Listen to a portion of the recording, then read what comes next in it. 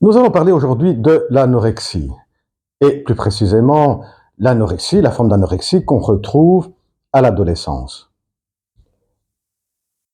Cette période de la vie où il y a les grands bouleversements concernant le corps.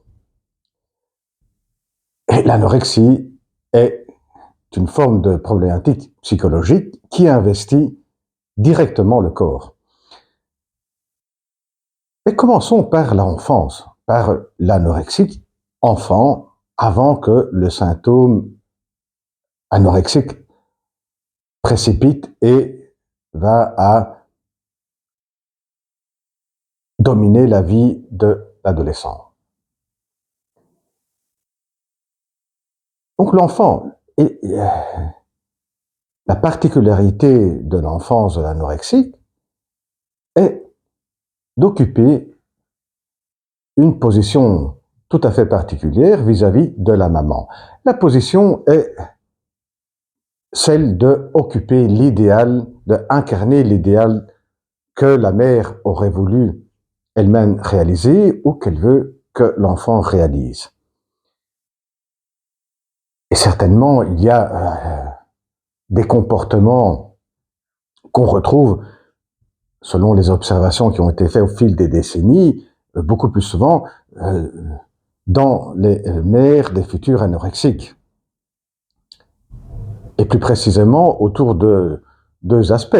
Les mères qui la mère qui va beaucoup moins solliciter, apprécier ce que exprime l'enfant, et donc présenter ou indifférence ou dégoût ou dérision de ce que l'enfant exprime ou de ce que l'enfant ressent, l'indifférence envers ce que l'enfant ressent au niveau de son propre corps. Et là, on comprend bien que l'enfant va plutôt alors présenter, façonner une image qui, de soi-même en tant qu'enfant, qui peut plaire à la maman et qui peut satisfaire les attentes de la mère. Et en façonnant cette image, il y a un écart qui va se creuser au fil des années du développement de l'enfant entre ce qu'il ressent réellement au niveau du corps et l'image qui va véhiculer, qui va façonner pour plaire aux attentes, pour satisfaire aux attentes de la mère. Cette image de soi-même est une image qui va s'intégrer au fil des années avec le développement de l'image du corps.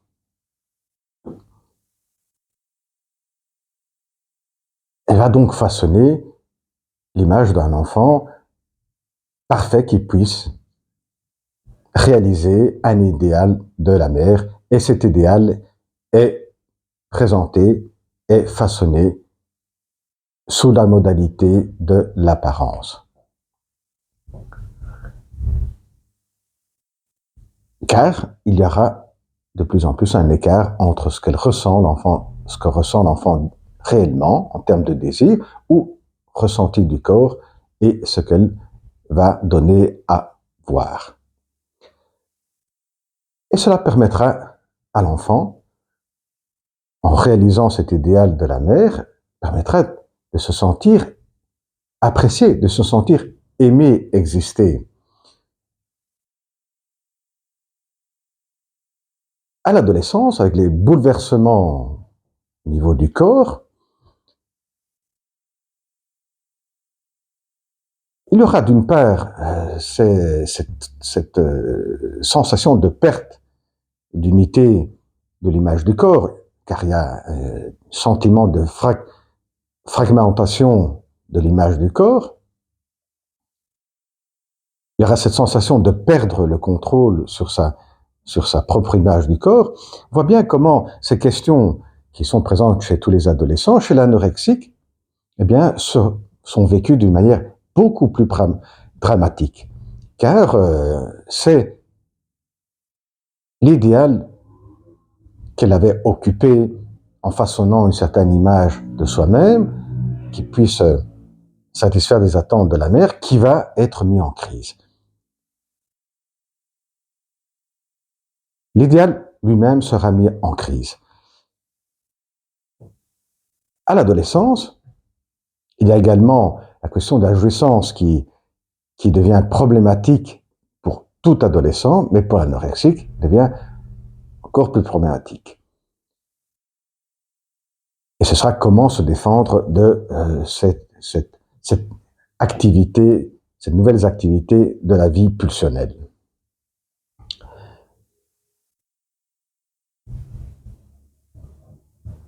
Et comme tout adolescent, il y a cette envie de prendre les distances vis-à-vis des parents, et surtout de la mère.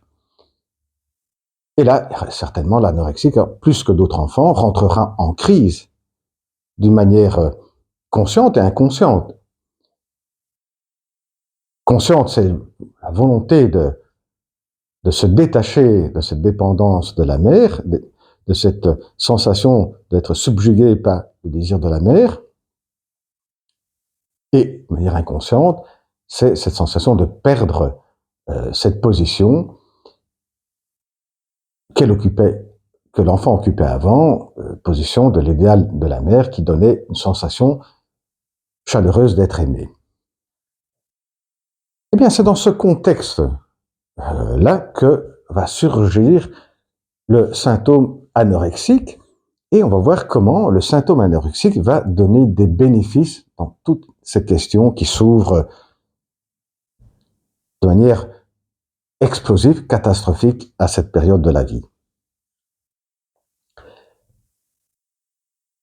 Avant tout, le symptôme anorexique permet à l'adolescent de renverser une position vis-à-vis de la mère, vis-à-vis de la famille. Ce qui a été souvent observé, c'est que l'arrivée du symptôme anorexique donne un certain pouvoir à l'adolescent, car tout le monde sera soucieux de l'état psychologique et physique de l'adolescent en cause, parce qu'il y a risque d'une dégradation qui peut aboutir jusqu'à la mort.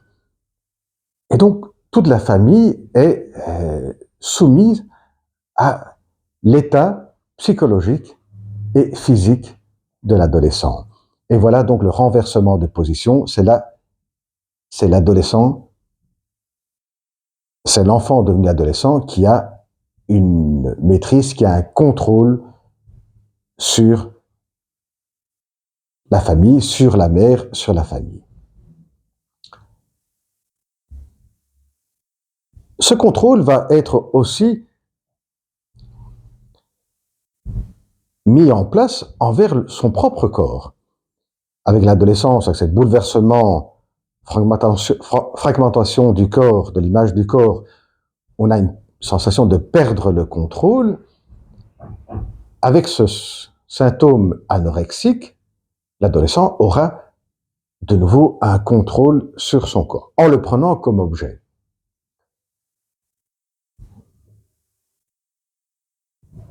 Ensuite, il y a la formation de l'idéal de minceur.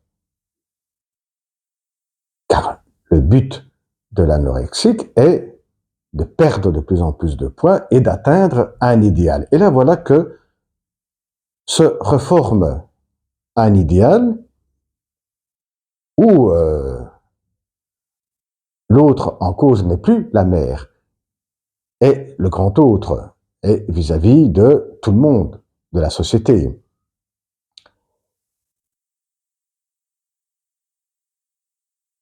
Et là, donc, l'adolescente retrouve un idéal, retrouve la possibilité d'occuper un idéal qui donnera cette sensation d'être à nouveau aimé, apprécié et exister.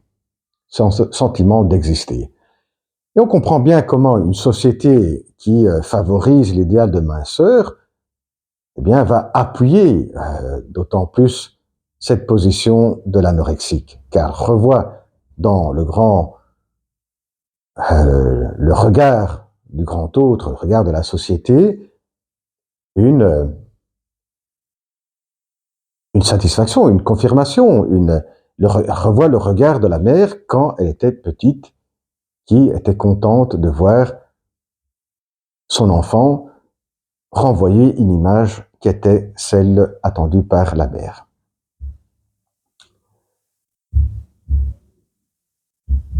Et voyons maintenant l'autre aspect qui est comment cet idéal de minceur peut également donner un bénéfice au niveau de ce bouleversement au niveau du corps, de la jouissance du corps qui apparaît à l'adolescence et auquel il faut se protéger car ça réactualise des questions de la phase de la période édipienne.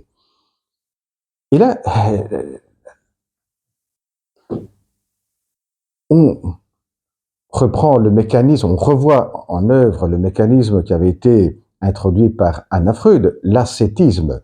Mais dans le cas de l'anorexie, anorexique, il s'agit plus simplement d'un mécanisme de défense. Ça devient un mode de vie, ça devient un engagement presque éthique à s'engager dans cette ascèse de contrôle du corps pour atteindre un idéal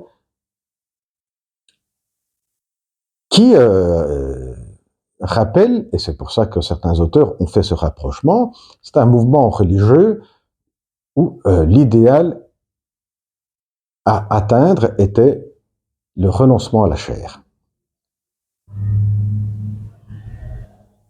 Et l'autre bénéfice qui apparaît dans ce contexte de protection vis-à-vis de la jouissance est la minceur, quand elle devient de plus en plus importante, va gommer, va faire disparaître les caractères sexuels.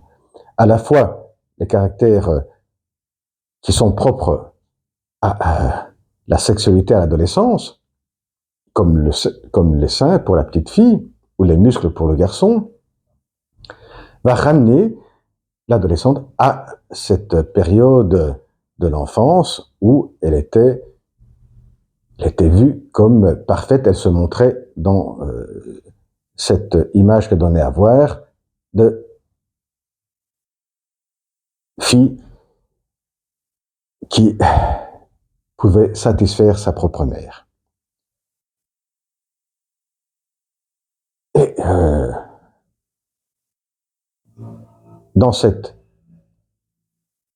toujours dans cette minceur physique, vont également disparaître les caractères qui donnent